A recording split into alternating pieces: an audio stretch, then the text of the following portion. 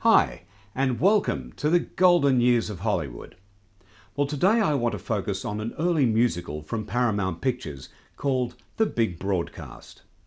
It's a film that's largely forgotten today, but that's a real pity because it deserves special attention due to a couple of factors, mainly the first one being it was Bing Crosby's first leading role in a major motion picture.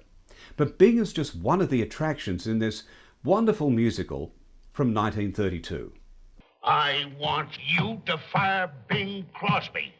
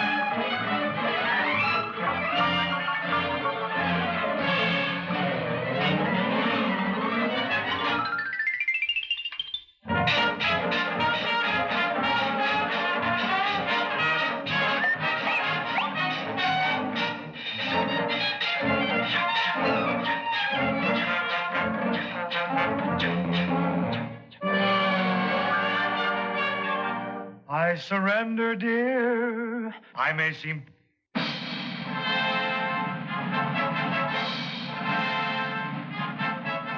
Produced in 1932, when radio was the most popular form of entertainment in the United States, Paramount Pictures bought the rights to a play called Wild Waves and adapted it as an opportunity to show on the silver screen the most popular radio stars of the day that included Kate Smith, the Boswell sisters, Cab Calloway and his orchestra, Arthur Tracy, who was known as the street singer, the Mills Brothers, and the comic team of George Burns and Gracie Allen.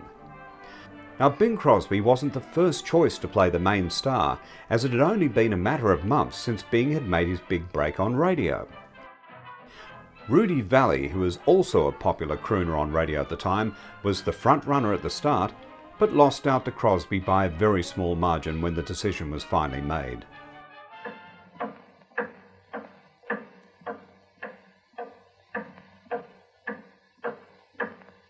And so for the story. Well, it's nothing complex.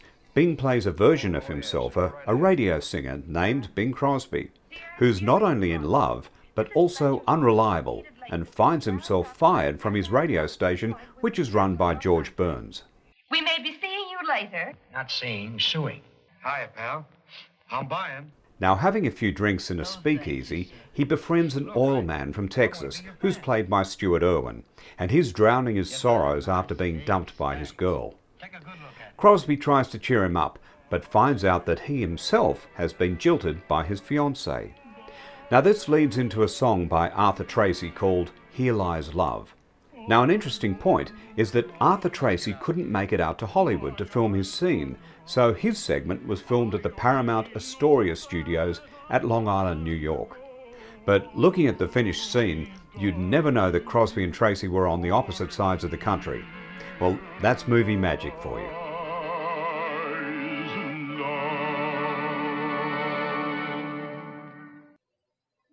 I can't face the future. Can you? Bing and Stuart Erwin's characters then make a suicide pact by gas, which only succeeds in blowing up Bing's apartment. Nursed Back to Health by the lovely Lila Hames, who is quite a popular female star in the early 1930s, Bing returns to the radio station where Stuart Erwin's character surprises everyone by buying the station and organising for a big broadcast of radio stars to help get the business out of trouble. So that's the basic plot line, but the film is helped along by Frank Tuttle's great direction and the inclusion of some really funny special effects and slapstick sequences reminiscent of the silent film days. Oh, and the film also features the song Please, that became a huge hit for Bing. Well, I think I know it.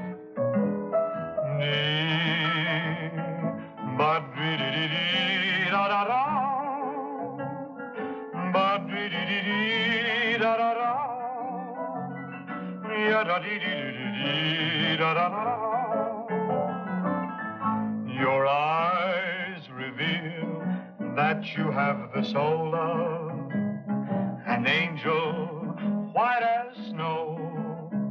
But how long must I play the role of a gloomy Romeo? Please.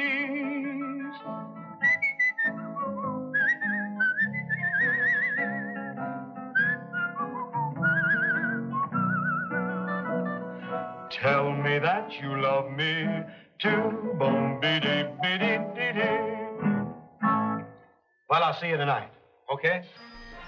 Now the reviews were pretty good, with the New York American stating, "Bing Crosby is the star, make no mistake about it.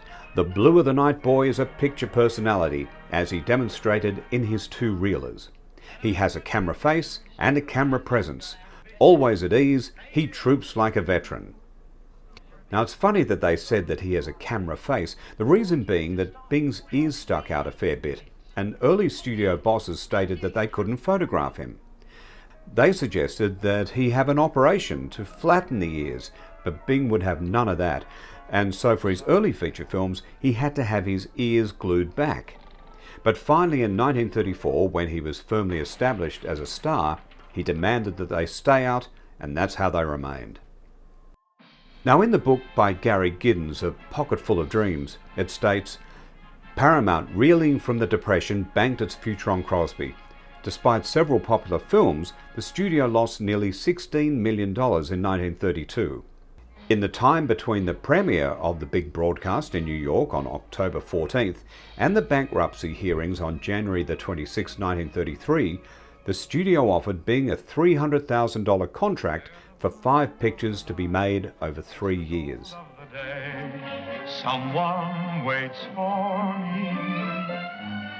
So the big broadcast is certainly an important film, not only because it was a real launching pad for Bing Crosby's film career, but because it showcased a lot of the major radio talent of the day and allowed people living outside the New York area to see what their favorite radio stars looked like.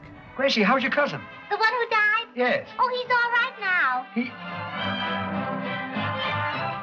Now, throughout the 1930s, Paramount continued the big broadcast series, firstly with the big broadcast of 1936, with Crosby appearing in a cameo segment, singing the song Wished on the Moon. Wished on the moon for something I never knew.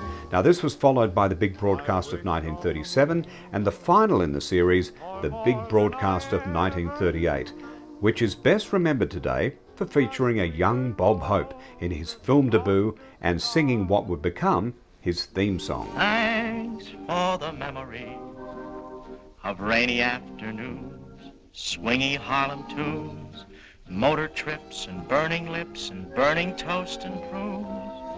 How lovely it was. Now whilst these later films had their moments, in my opinion, the first was the best for sheer originality and entertainment. Please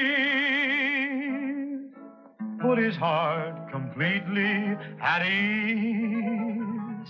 And there you have the big broadcast from 1932, a worthy inclusion into the golden years of Hollywood. I'm David Duncan. I'll see you next time. And that, ladies and gentlemen, concludes the big broadcast.